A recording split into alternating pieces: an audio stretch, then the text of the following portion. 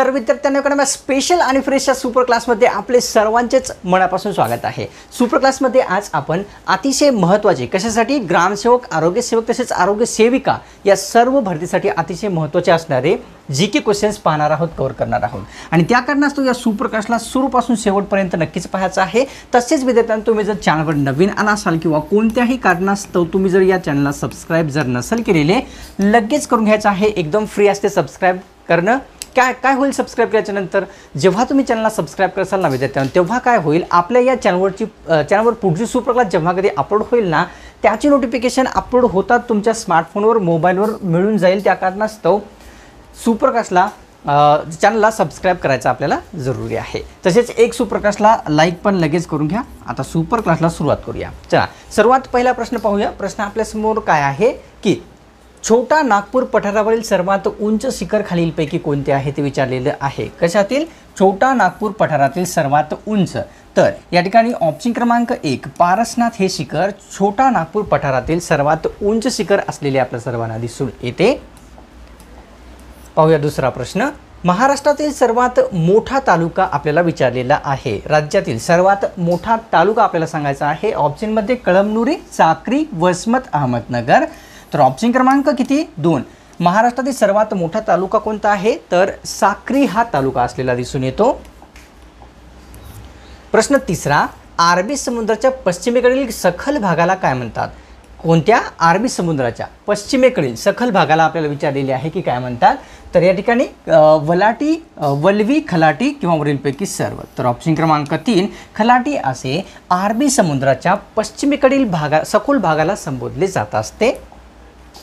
प्रश्न चौथा कव्हर करूया। सप्तशृंगी शिखर महाराष्ट्रातील कोणत्या जिल्ह्यात आहे? शिखराचं नाव लक्षात घ्यायचं आहे, सप्तशृंगी असं आहे।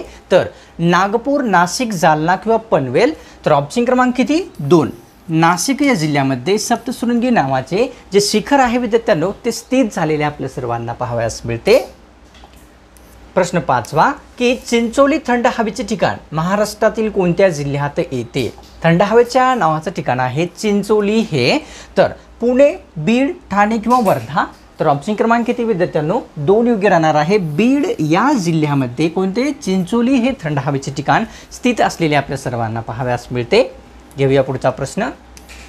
या ठिकाणी प्रश्न 6वा असा आहे की हत्ती हा जो प्राणी आहे कोणत्या राज्याचा राज्य प्राणी आहे ते विचारलेलं आहे। हत्ती या प्राण्याविषयी प्रश्न आहे। तर ऑप्शनमध्ये आहे झारखंड, केरळ, कर्नाटक वरीलपैकी सर्व।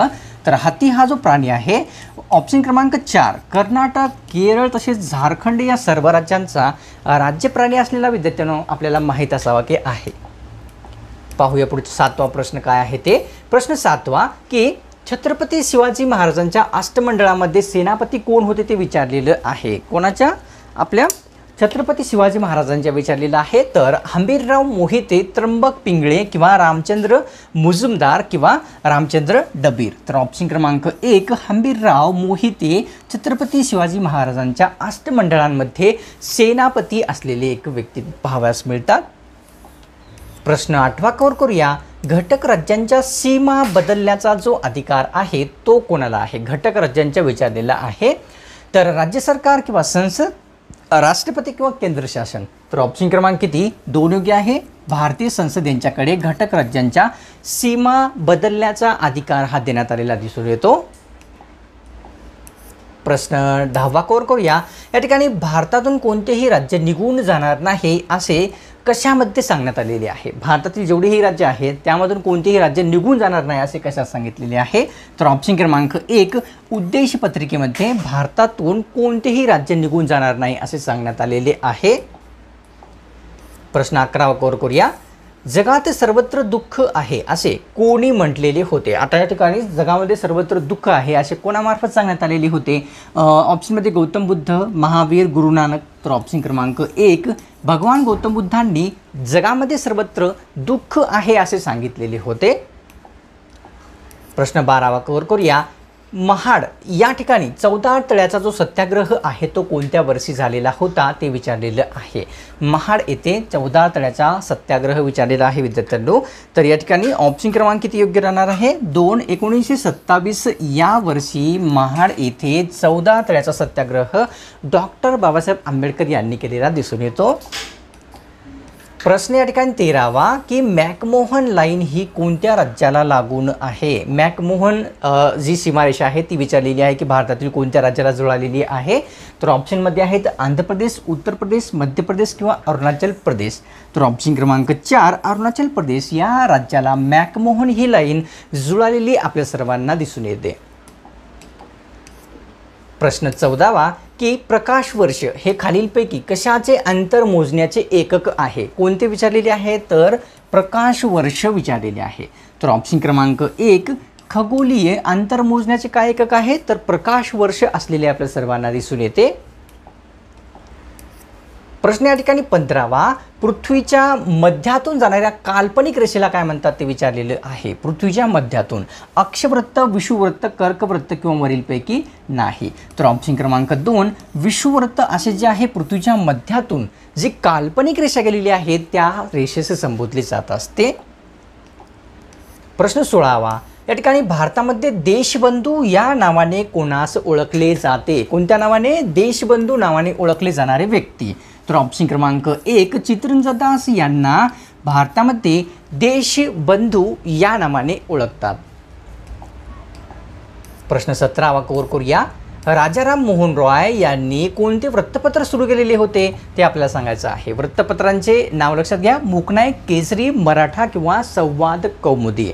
तर ऑप्शन क्रमांक 4 योग्य राहणार आहे। संवाद कौमुदी हे वृत्तपत्र राजाराम मोहन रॉय यांच्यातर्फे सुरू झालेले होते किंवा करण्यात आलेले होते। प्रश्न या ठिकाणी 18वा आपल्या समोर दिसून येतो की महाराष्ट्र राज्याच्या उत्तर सीमेवर कोणता डोंगर स्थित आहे?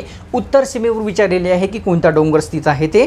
तर या ठिकाणी ऑप्शनमध्ये काय दिलेली आहे विद्यार्थ्यांनो? सह्याद्री, सातपुडा, सातमाळा किंवा मेळघाट। तर ऑप्शन क्रमांक 2 सातपुडा हा डोंगर महाराष्ट्र राज्याच्या कोणत्या? तर उत्तर सीमेवर स्थित असलेला दिसून येतो। प्रश्न 19वा पाहूया। जपान या देशाची अवकाश संशोधन संस्था खालीलपैकी कोणती आहे? देशाचं नाव लक्षात घ्या, जपानची विचारलेली आहे की अवकाश संशोधन संस्था इस्रो, जाक्सा, नासा किंवा वरीलपैकी सर्व। तर ऑप्शन क्रमांक 2 जाक्सा ही जपान या देशाची अवकाश संशोधन करणारी संस्था असलेली दिसून येते। इस्रो ही कोणाची आहे? आपल्या भारत देशाची आहे। तसेच नासा ही कोणाची आहे? अमेरिकेची आहे। तर घेऊया पुढचा प्रश्न। प्रश्न 20वा असा आहे की सर्वोच्च न्यायालयाचा जो कार्यभार आहे तो कोणत्या भाषेमध्ये चालतो ते विचारलेला आहे। भारतातील सर्वोच्च न्यायालयाचा। तर हिंदी, इंग्लिश, मराठी किंवा वरीलपैकी सर्व। तर ऑप्शन क्रमांक 2 इंग्लिशमध्ये विद्यार्थ्यांनो सर्वोच्च न्यायालयाचा जो कारभार आहे तो चालवला जात असतो। घेऊया पुढचा प्रश्न। प्रश्न 21वा की चिंतामणी हे अष्टविनायक देवस्थान महाराष्ट्रातील कोणत्या जिल्ह्यामध्ये स्थित आहे ते सांगायचं आहे। कोणते? तर चिंतामणी अष्टविनायक देवस्थान विचारलेली आहे। ऑप्शनमध्ये कोल्हापूर, पुणे, नागपूर किंवा सोलापूर। तर ऑप्शन क्रमांक 2 पुणे या जिल्ह्यामध्ये कोणते चिंतामणी हे अष्टविनायक देवस्थान स्थित असलेले दिसून येते। पाहूया पुढचा प्रश्न। प्रश्न या ठिकाणी 22वा पुणे व सोलापूर या दोन जिल्ह्याची सीमा कोणती नदी तयार करते? पुणे व सोलापूर या दोन जिल्ह्याची विचारलेली आहे। सतलज, गंगा, भीमा किंवा कृष्णा। तर ऑप्शन क्रमांक किती? 3 योग्य आहे। भीमा ही नदी जी आहे विद्यार्थ्यांनो कोणत्या? तर पुणे तसेच सोलापूर या दोन्ही जिल्ह्याची सीमा तयार करणारी नदी आहे।